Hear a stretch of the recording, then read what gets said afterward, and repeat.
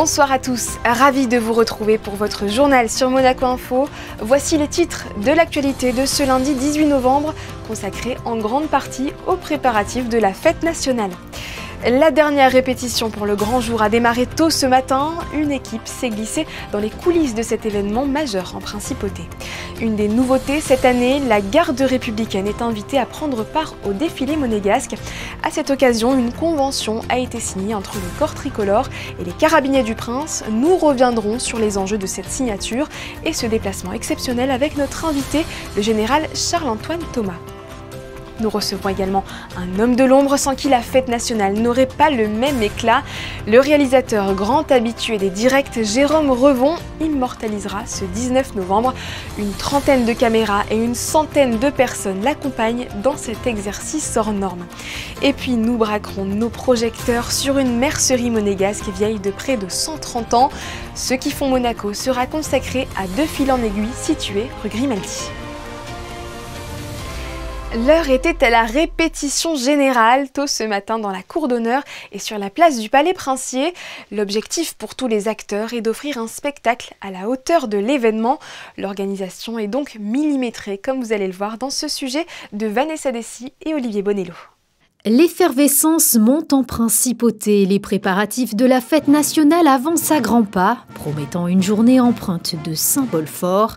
Cette année, les festivités réservent de belles surprises, des nouveautés qui viendront enrichir les traditions avec un accent particulier sur le programme musical. Le prince souverain a choisi cette année d'inviter la garde républicaine, surtout pour montrer tous les liens, indéfectibles qui existent d'amitié entre la France et Monaco. Et aussi parce qu'on travaille depuis plusieurs mois, avec les gardes républicaines pour établir une convention de coopération entre les carabiniers du Prince et la garde républicaine qui en fait sont une unité sœur puisqu'on fait à peu près le même travail, on a les mêmes problématiques et ça permet aux carabiniers d'avoir, une unité vers qui se retourner pour échanger sur le plan technique. Cette édition s'annonce particulière car elle sera marquée par une première. Le ministre d'État vivra cet événement emblématique au cœur des traditions monégasques pour la première fois. L'opportunité de découvrir l'âme de Monaco et l'attachement profond de ses habitants au souverain. C'est à la fois beaucoup d'émotions, c'est un immense honneur parce que je sais ce que représente la fête nationale pour un pays. Donc je suis à la fois très concentré ce matin pour assister à cette répétition et très heureux de me jeter dans le grand bain. C'est vraiment ce moment est très important pour évidemment le souverain, mais pour tous les monégasques et pour tous les résidents, je pense que c'est un moment de communion nationale. Cette communion, elle est indispensable pour que tout le monde soit apaisé, chacun soit serein et qu'ensemble il y ait cette communion pour le prince, pour la famille princière et pour la principauté. Rendez-vous donc le mardi 19 novembre, place du Palais Princier, pour célébrer une nouvelle fois la fête du prince.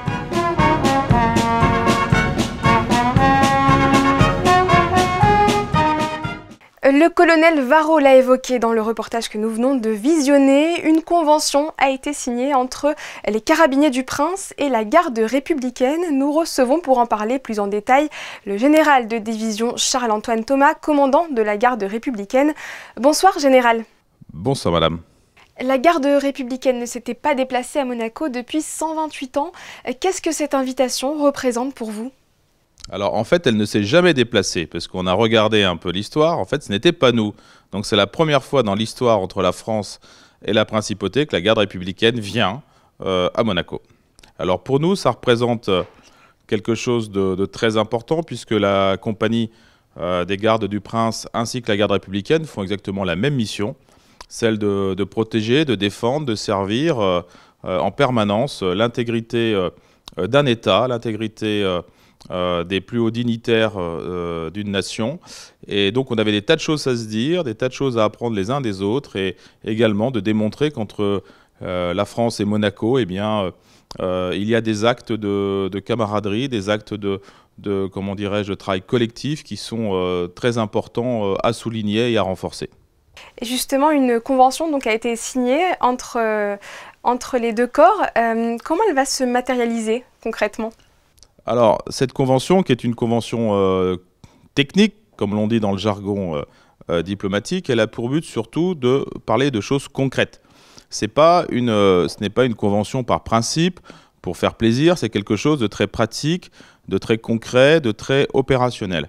En fait, les carabiniers du Prince ainsi que les gardes républicains vont pouvoir faire des formations communes, travailler ensemble sur des retours d'expérience, pouvoir développer des réflexions conjointes sur qu'est-ce que c'est aujourd'hui protéger un site, protéger des dignitaires, dans un contexte, un environnement de plus en plus complexe, difficile.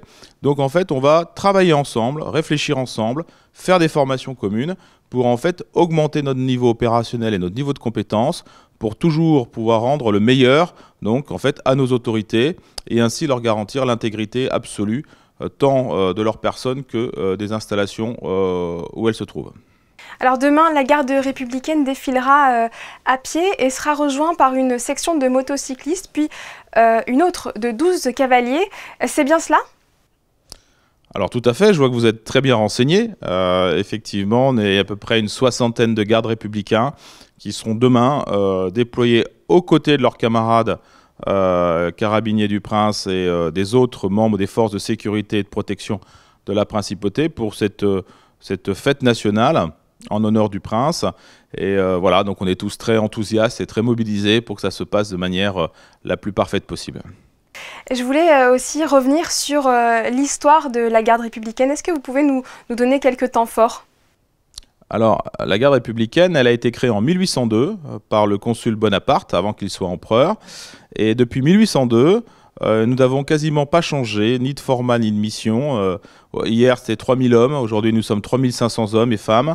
Et les mêmes missions sont toujours là, c'est-à-dire la protection, la défense des institutions, des missions militaires également en cas de conflit, en cas de guerre, mais également aussi le protocole d'État, le rayonnement culturel de la France, puisque nous avons un orchestre de 150 musiciens, et les chœurs de l'armée française qui appartiennent à la garde et qui étaient là, qui sont présents pour ces cérémonies.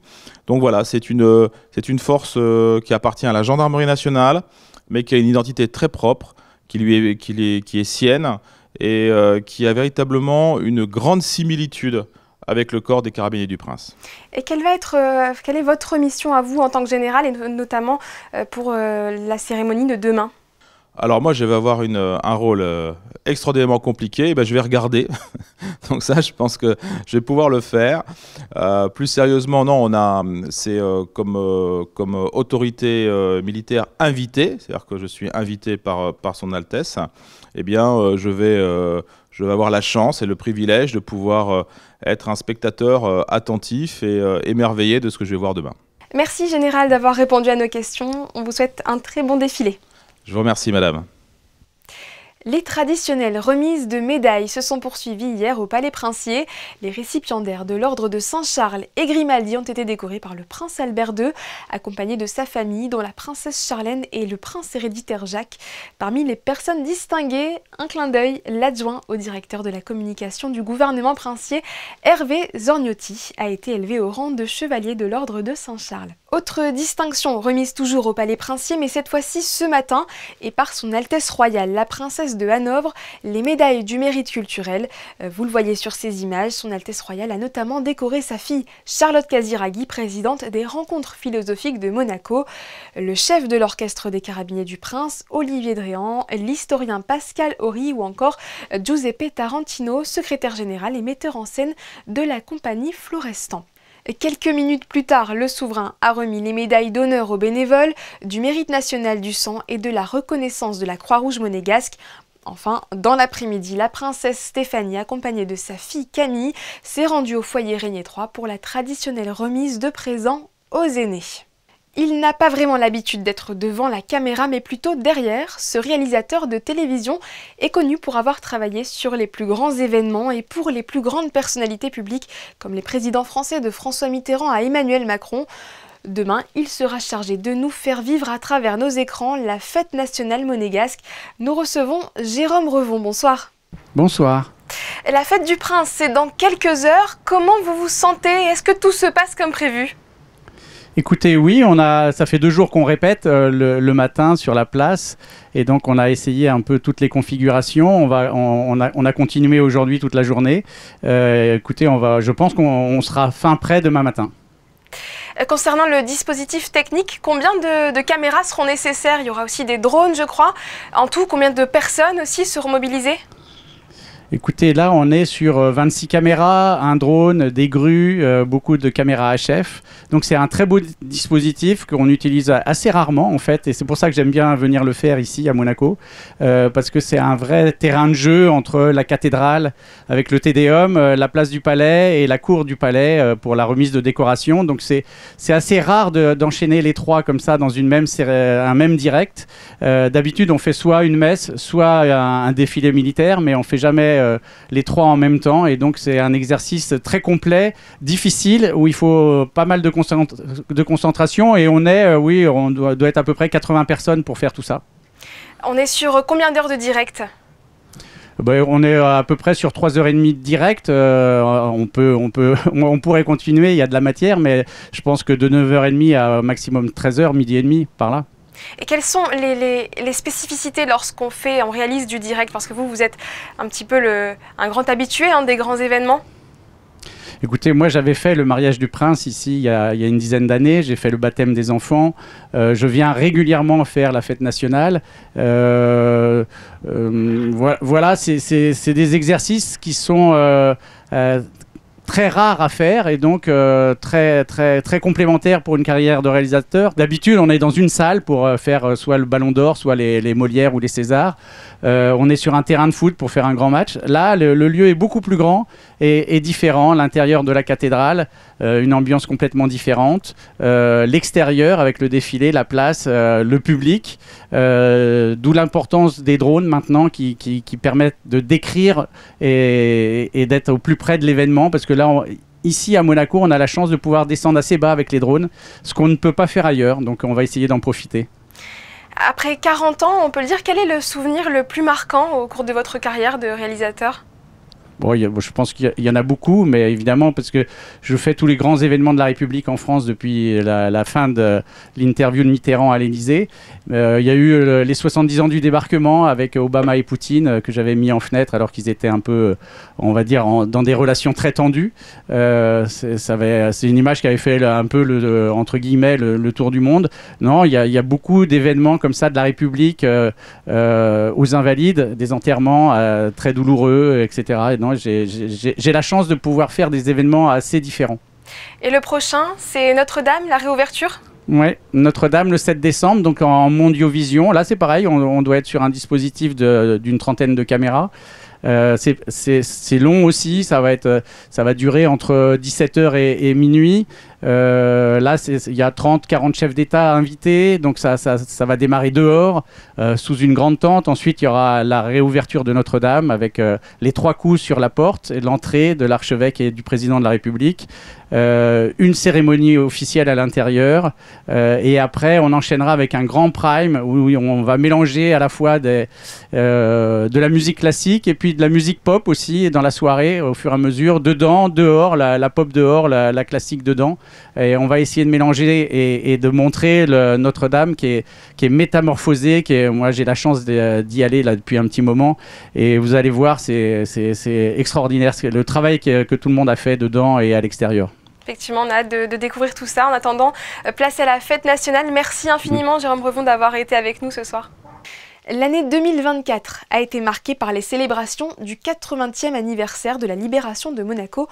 Un thème qui sera à l'honneur demain. Pour s'y replonger, nous vous proposons un reportage sur l'exposition consacrée à cette période, allant du mois d'août 44 à décembre 44. Elle est visible dans le hall du ministère d'État. La visite est signée Émilie Flamin et Olivier Bonello. Documents inédits, photographies, procès-verbaux, correspondances, autant d'archives qui retracent la vie de Monaco du 3 au 28 décembre 1944.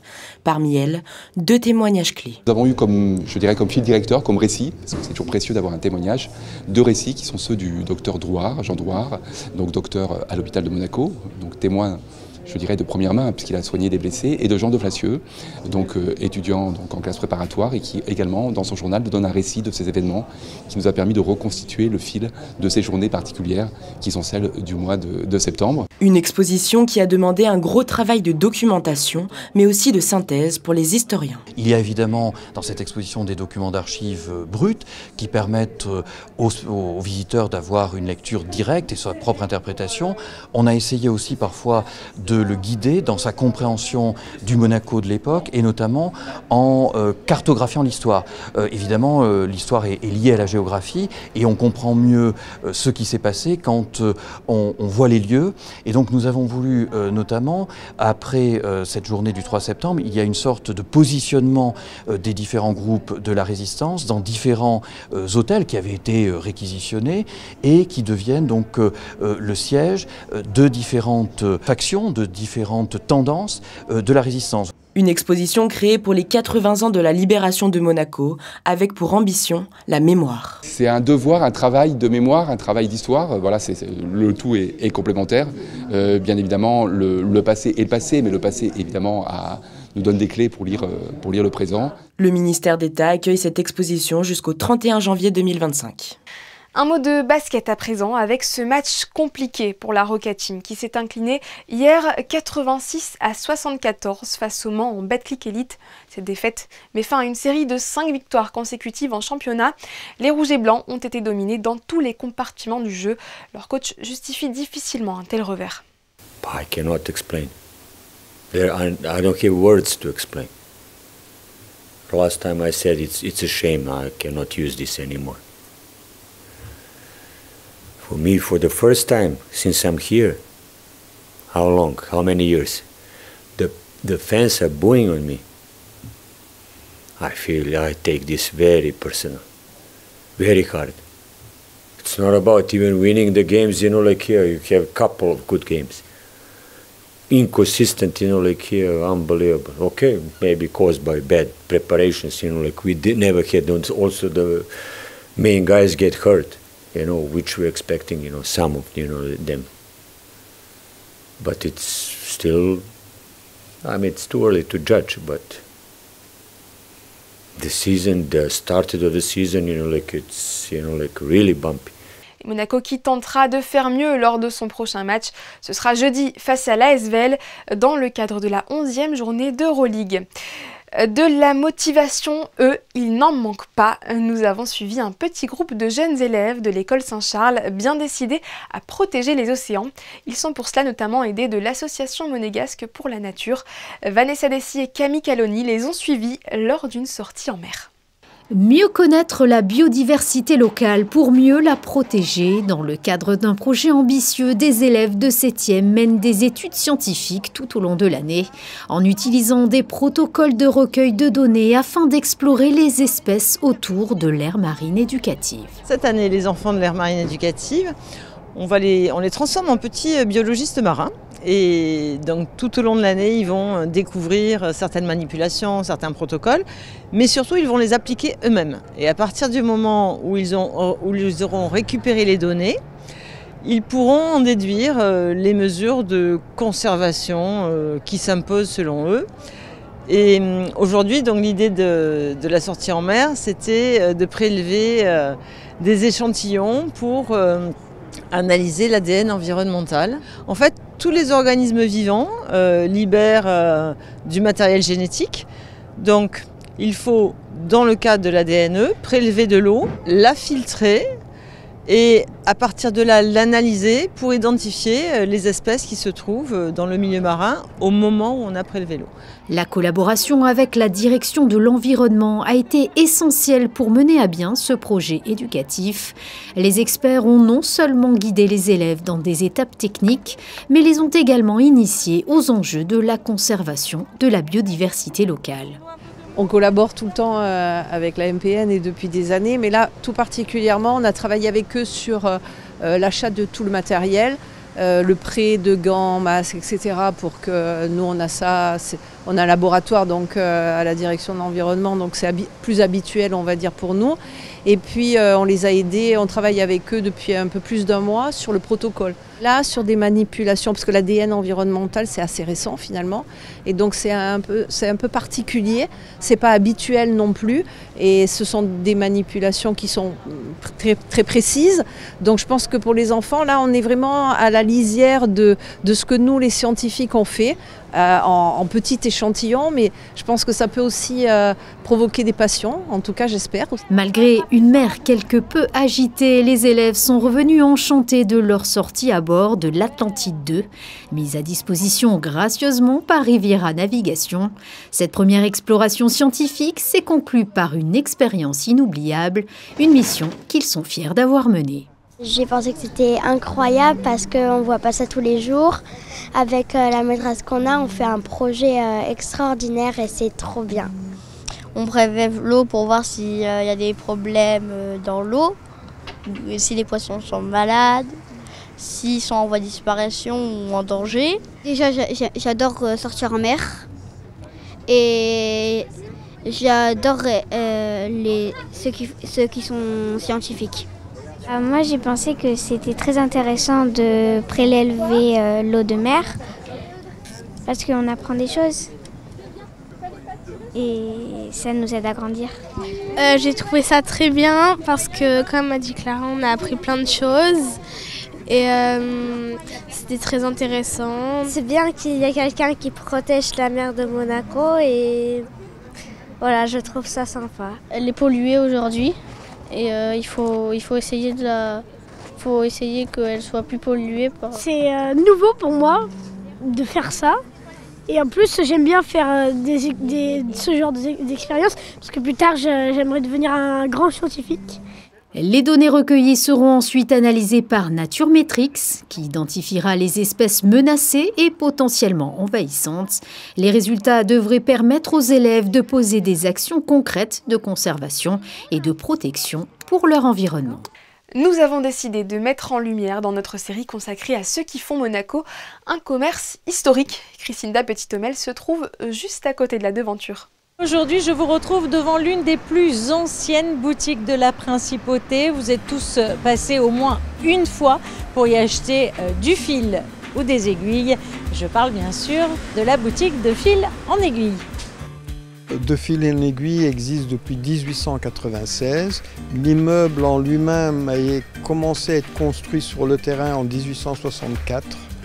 Et après une bonne trentaine d'années, il a eu son ouverture qui s'appelait à l'époque la mercerie du nouveau siècle, puisqu'on allait passer de 1800 à 1900.